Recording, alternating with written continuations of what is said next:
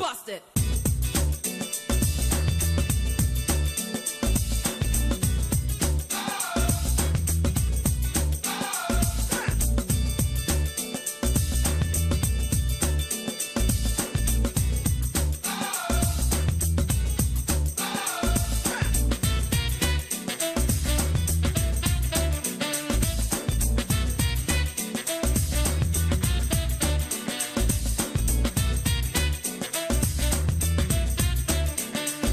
Hello and welcome to Political Platform on Power Radio and AIT Abuja and AIT International. We do politics here, we talk politics, we analyze politics, and a lot of things are in the front burner. The Nigerian Army yesterday raised a panel to probe allegations.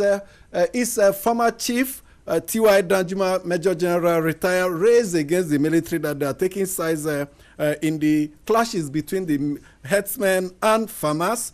2 weeks after Danjuma made that allegation, the military believes there's a need to probe into it to find out whether indeed the allegations are true or false. Well, this is a welcome development. Instead of outright denial, we welcome the move by the military to get to the root of the matter. One allegation too many against the Nigerian military. But in issue of conduct of elections, challenges of the use of technology in election conduct is one that will be with Africa and Nigeria for a long time. Remember what happened in Kenya in their last presidential election?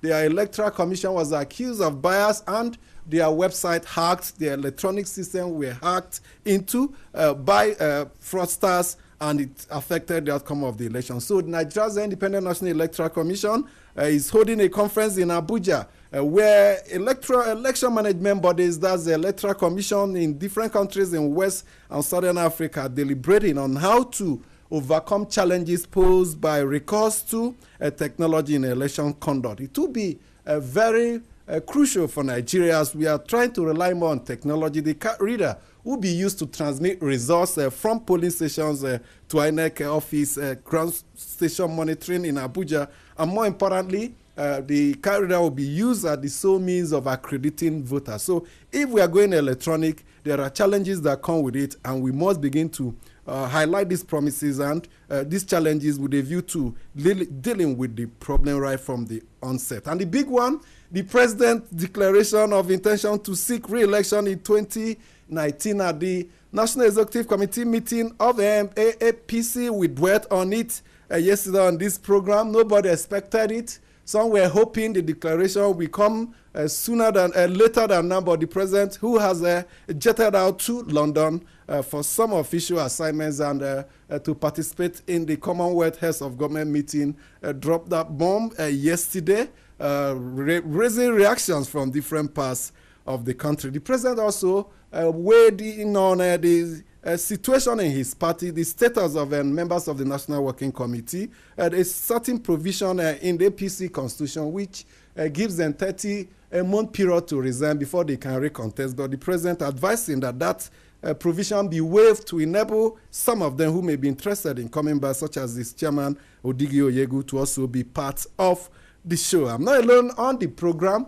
My colleagues are here. Uju Ejaya, as usual, is with me in the studio. If I say it didn't come as a bit of a surprise, that would be lying, because yesterday we actually dwelt on the APC mending fences, trying to put its house properly in order so that it can at least face maybe the convention without much stress and the elections. But nobody actually expected the president to just release that news yesterday. But it's a good one. At least now the APC knows where it's going. Those who are aspiring even within the party would know what to contend with, as well as those who are aspiring from the other political parties. I also like the way the APC moved to resolve the tenure elongation issue, because in a way it's like a meeting point, a meeting ground for the two disagreeing factions within the party, if I may use the word, although it's not a faction, factionalized. Yes, some interest groups. Interest groups, I think that's a better word to use now. You see that those, for those who are for tenure elongation, the pro-Oyegun people and the pro-Buhari people, a kind of meeting ground because of the waiver that was given. Okay, you can still stay in office while you contest the same positions or any other positions. I think that's a meeting ground, and it's a good way to go. The tension has certainly been doused a bit, although not totally removed. And that is because of the president's putting his feet down. He has been accused variously. We raised the issue yesterday of not playing active role within the party.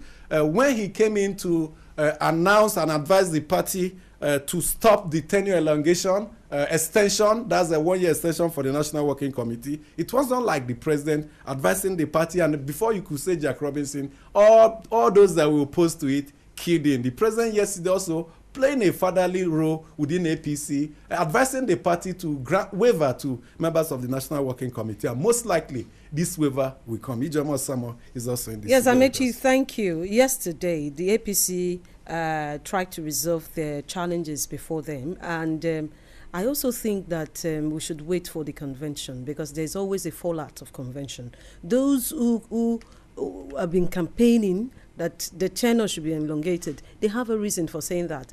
And on the other hand, the because party they want is to careful. avoid problems and it's too close to 2019 election. The party wouldn't like it. If anything happens during the national convention of the party, it will go a long way to damage the architecture of the party. And on the other hand, the party is also careful. There's something I like about APC. They are careful not to make the kind of mistake the PDP made legally, because they read through their constitution and the Nigerian constitution before taking any step. Now, if they had gone ahead to elect or to select a committee, a working committee that will hold the party before, people will still go to court, because it may not be part of their constitution. Remember what happened in PDP. The caretaker committee was set up by the convention. The Ali Modu Sheriff group also went to court, and that almost destroyed the party totally. So the APC is very, very careful. And because of that, you have fallen in love with them. I am always in love with, because I am a political correspondent. I love political parties. I love their gimmicks, because it gives me opportunity to report issues. And on the side of INEC, I have an issue with the sole technology use during election, use of technology for election. Because remember what happened in Anambra? Close to about 60% of people were disenfranchised because their fingerprints could not read. And INEC, on the day of collation of results, announced that those people who use manual voting were cancelled.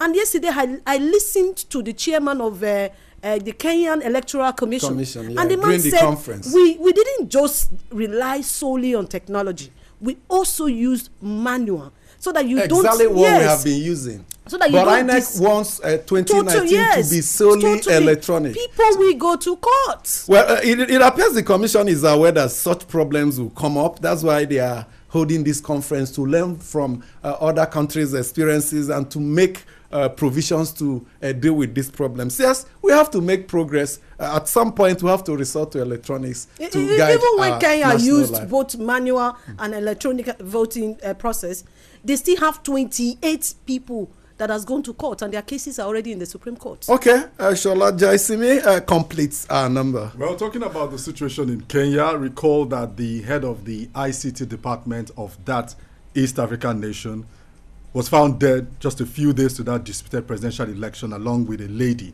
So issues of technology, they are not just like as if it makes everything become reality.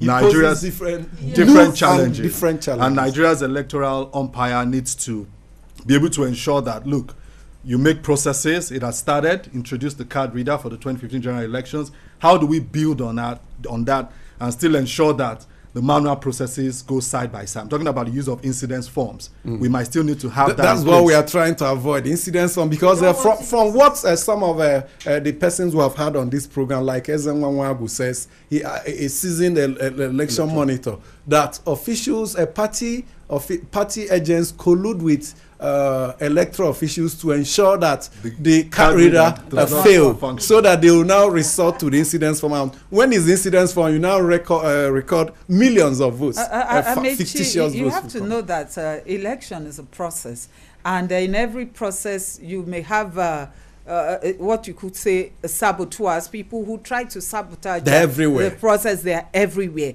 The thing is to put in place mechanisms that can checkmate those kind of practices, mechanisms that can stop people who have that bent, exactly, to be ahead of them, because whether you like it or not, there is always a Judas and amongst every 12. Even in the United States, they always make attempts to. If you remember the Florida issue, yes. Remember the Florida counting issue. Definitely. Let's tarry a while. We have two important guests on this program. We'll be joining Chekwas Okorie, the chairman of UPP, over the phone, and already in the studio with us is a stalwart of the All Progressives Congress, Alhaji Mohammed Lawal, will be trading on the declaration of the president to seek second term in office. But let's quickly bring you into the program. Some of the mails we have pulled out from our email platform. Thank you very much, Amici. This is the mail segment. I'm Etenikang Akepu. And I am Ifeyin Nwanwobi. Welcome. Unexpectedly, we have lots of reactions on the president's declaration to vie for a second term. And we are beginning with this mail from Ime Usoro in Lagos State. He says, it is heartwarming to welcome the much-awaited declaration for second term in office by our President Muhammadu Buhari.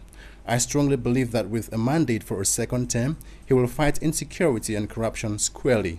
The main problems are corruption and the National Assembly. Once members of the National Assembly live up to expectations and leave frivolities out of national and economic issues and do their jobs honestly, this country will be great. Let us all give the president a second term a chance again.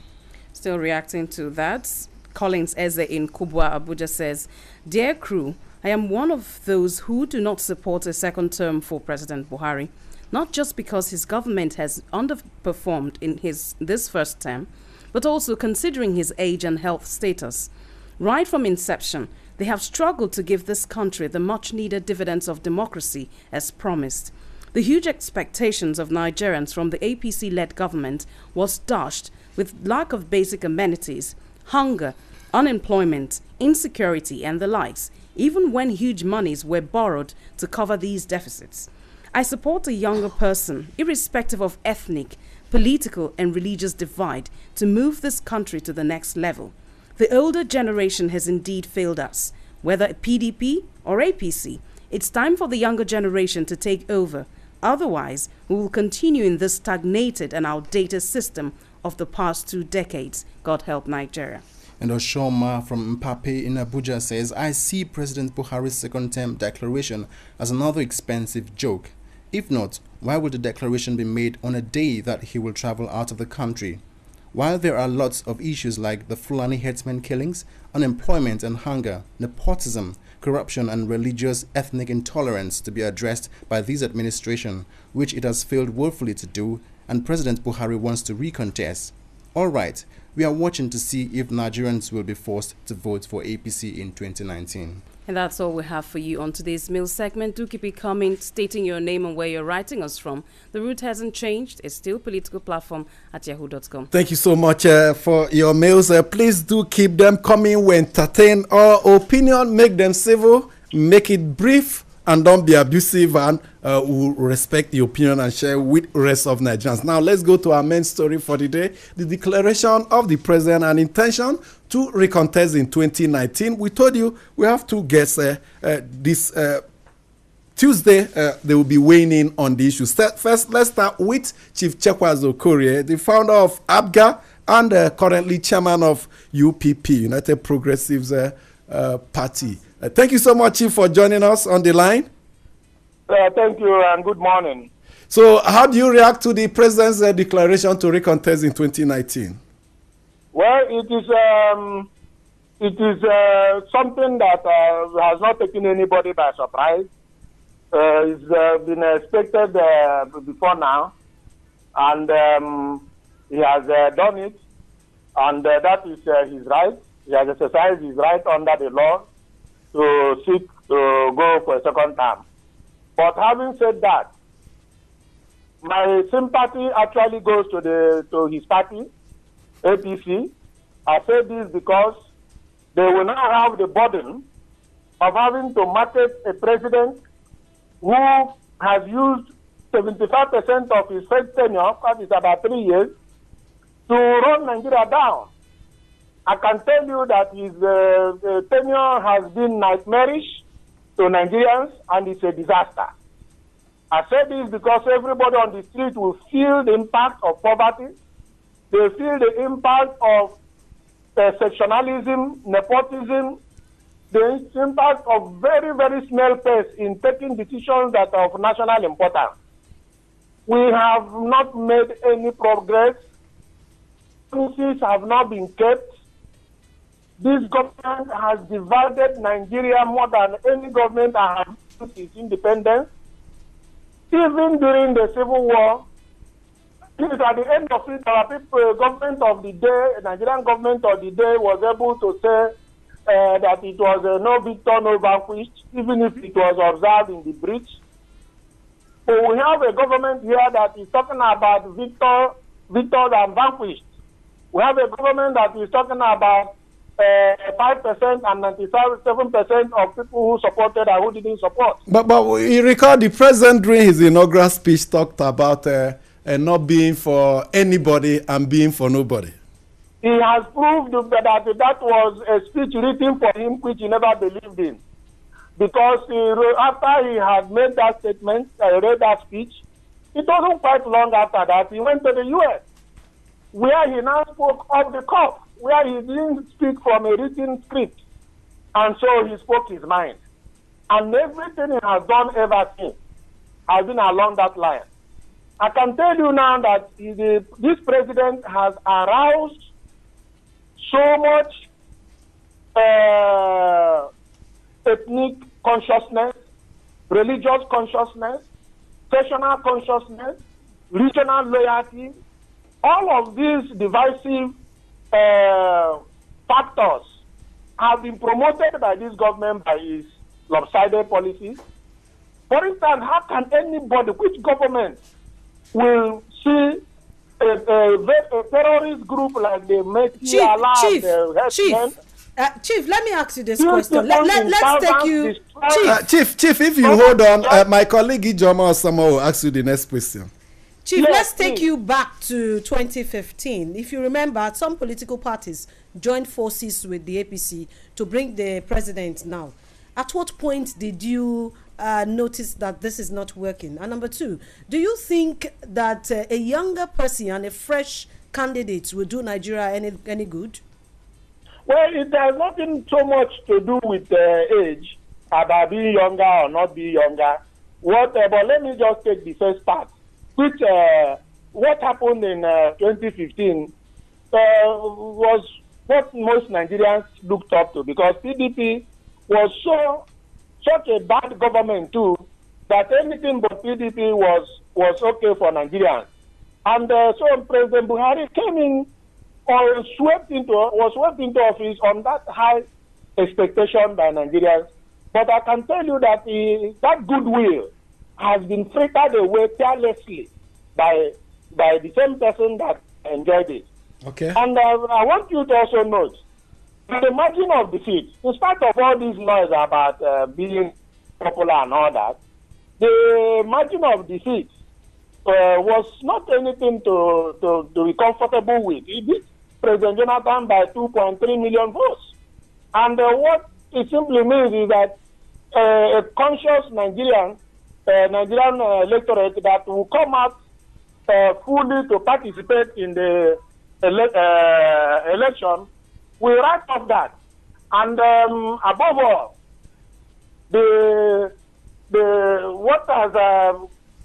what we know as a leader of 3.5 political parties, they have almost gone their different ways.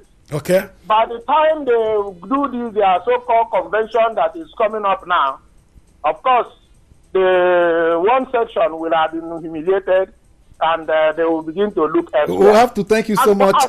Chief, I'm afraid that's the much we can take from you. Thank you so much for joining us, and we hope your party will give the APC and the other parties a good run for their money come 2019 presidency. In fact, APC has come to the end of the road. Thank you. Chekwa Zokorie is the chairman of UPP. Joining us almost immediately, live in the studio, is a stalwart of the APC, Alhaji Mohammed Lawal. Thank you so much for joining us. Thank you, Amici. Going by what Chekwazo Kore said, the president need not even announce because he, according to him, he has failed woefully and there was no need to think of recontesting.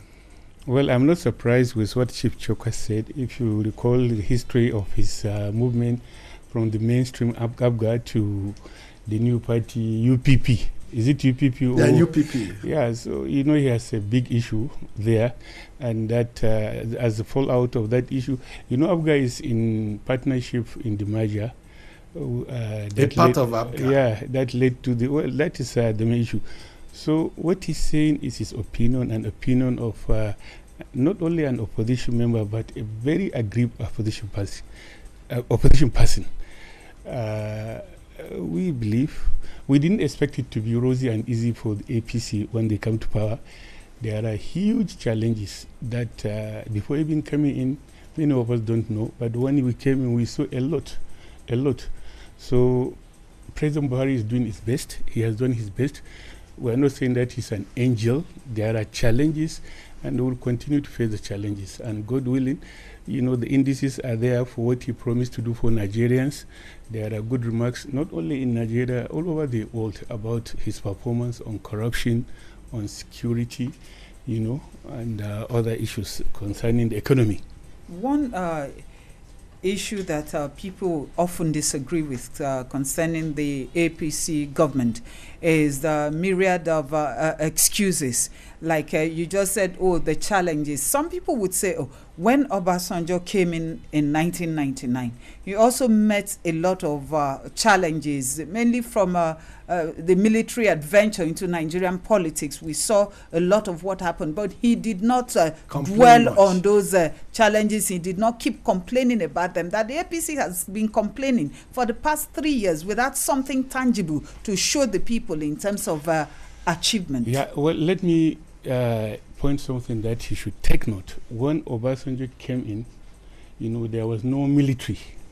The military that he took over from, you know, we're not there to challenge him and say this and that. It's a different, you know, situation now. The opposition that APC took over from are there, you know, with huge resources in order to see that what APC is trying to do is not a success. So, you know, APC has to respond. It has to explain. It's very important you go back to history. You are telling us, you know, I challenged one time when Reverend Kuka said, you know, we shouldn't go back to history. And I told him, look, when you took over at the Diocese of Sokoto, do you mean that you didn't go to open the books and the files and the performance of your predecessor so that you can learn from what he did and build upon that? We're talking and mentioning all these issues so that Nigerians should know and we should learn and we should know how to tackle them. Obasanjo is a different case, as you have said, madam. The military that he took over from was not there to give him the challenge and to raise the issues and questions. But now we have an opposition. Was it that the APC was not prepared for these challenges? Because somebody wanting to contest power, you would have counted the cost, you would have itemize your challenges as you're coming so that you can make a difference. Was it that the party did not take these into consideration before aspiring to lead the country? The party is fully prepared, and definitely sure you know we're prepared. But you see, you are occupying a house that somebody has occupied for about 16 years or so. And when you come in, he did a lot of things, and he was not ready to show. In fact, if you can recall, we said, bring what you have so that we can learn and build upon it. They refused to bring the handing over notes till the day they were getting out of office. Now, let me ask you a question. I thought it was some days before the actual handover. Yeah, some days, but we were calling for is it even weeks? I can't recall days. We'll check on that. They held everything. Now, there's a common question out there. Your anti-corruption war, or can I say fight? People have been asking, why is it that members of APC who left the PDP to join the APC are not being hunted by the anti-corruption war of this present administration? Number two, there are people in the APC too who do not want Buhari to run. Is the party looking at that? Because that is also a challenge. Yeah, okay, madam. The anti-corruption issue of some people that left PDP to join APC, you heard what the Minister for Information said recently. A list is released, but that is just a minuscule. That list is just a tip on the iceberg. So why don't you just... Listen, madam. We are working on it and it will come out. We are responding to challenges as they come. And secondly, we obey the law. We won't go by the law. That is the reason why, the president is careful on that. And anybody that left PDP to join APC, and that you, journalists, because you are the mirror of the society, that you think should be indicted, courts are there. What Ijoma is saying is... Courts are there. What Ijoma is saying that there are some PDP members that were in APC that were even reported to have returned money. That if the minister is sincere and wants Nigeria to believe the list, maybe even just one name among the list could have made a lot of difference. Well, is it official that they return money? We were told. Is it official or speculative? Well, the government was challenged to publish the list of those that return money. There was yet to see the list up to this day. A court ordered them to publish the list, and we have not seen the publication. No, but the list of people that is being published, that is circulating now, it has the number of features in terms of money and then assets. But the personalities involved seem to be only members of the main opposition People's Democratic Party. That's why I say we have freedom of information. It's a law now. You can go for it and they will give you, and nobody will challenge you if you publish it and say this is what the Minister of Information gave me. And by your right, constitutional, you can get that information on anybody, even myself. Now, very quickly, as we are getting set to leave this studio, how do you rate the president's chances? Some people believe he has lost a lot of grounds. You can name them, Obasanjo, Atiku, name them. What are his chances in 2020? Well, let me start with Obasanjo. I want to say it's a masquerade. It's a political masquerade. Look at somebody who wanted to do 3 terms against the law. And he's saying that somebody who's entitled for 2 terms, constitutionally, he shouldn't go. But he has been an asset to everybody since he left office. He was an asset to Buhari in 2015. And a liability to Jonathan, isn't it? And a liability to all the former head of states. And a liability to Buhari even now. So it's a trend by him that is definitely sure, unfortunate. No, there are many others. The likes of Atiku, so many of them. The question I first asked, now that this support base is no longer there, do you still think the president has chances come 2019? A big chance. His constituency, his main constituency, are still, intact with him. The elites that you are saying are protesting, some are going, some are coming. It's politics. You cannot, even when we did it in 2015, was Atiku not challenging? Was Congress not challenging to the end? That was really primary. For the main election, they all came together. So even now, we expect them. In fact, in the PDP primaries, we expect other people to come and challenge the president if he comes. Thank you so much, Alhaji Mohammed Lawal, stalwart of the APC, weighing in on the president's declaration to recontest in 2019. And the much you can take on today's edition of Political Platform. Keep the letters coming right to us. What do you feel about the president's action? And we'll share it with you. My name is Amici, and on behalf of my colleagues, have a wonderful day.